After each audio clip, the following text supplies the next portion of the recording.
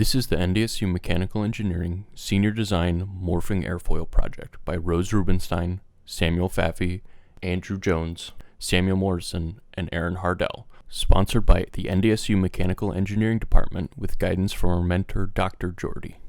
Our research began by reading some of Dr. Farhan Gandhi's previous experiments and deciding we needed to pick two separate types of morphing to focus on.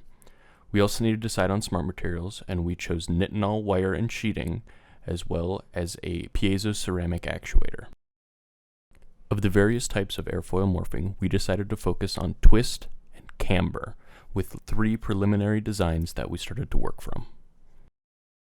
After this, we condensed them all into a singular design that utilized a long bar across the leading edge for twist and a combination of nitinol wiring on the bottom and a nitinol sheet accordion on the top to create a camber morph in the trailing edge of the airfoil. Once we had our designs, we began ordering machining parts we needed as well as 3D printing the ribs. After this, we ran into our first major roadblock, which involved the piezoceramic actuator requiring a separate driver in order to function properly. On top of this, it was much smaller than expected, and we did not believe it would be able to handle the force of the twist on the arm. It was replaced by a simple mechanical crank, which was able to provide the twist that we needed for our experiments. After this, we trained the nitinol using heat, which is where we met our second roadblock. The nitinol sheeting was too thin and could not support the current that needed to travel through it in order to return to its memory shape without burning out. This meant that we needed to remove the nitinol sheeting and rely solely on the nitinol wire. Next, we assembled the entire airfoil and wrapped it in a thin plastic and prepared to place it in the wind tunnel.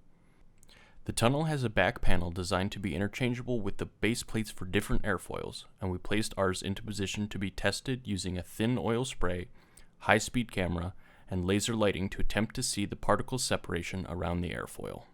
Our first attempt allowed us to make sure the airfoil was performing correctly at all. We were able to visualize the flow over the airfoil in its default form, as well as when we applied twist. Unfortunately, the nitinol wire burned out, and we were unable to test the morphing trailing edge during that session. This led to redesign of the wiring, which replaced the 6 original wires we had connected in one parallel loop, with 3 wires on their own loop each. We hoped this would avoid any shorting in our circuit. Once it was fixed and tested, it was brought back to the wind tunnel and the same flow tests were run again.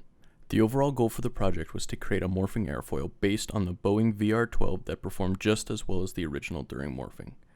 From the air tunnel and tech plot measurements, we were able to get a decent idea of how the airfoil behaves in the wind tunnel.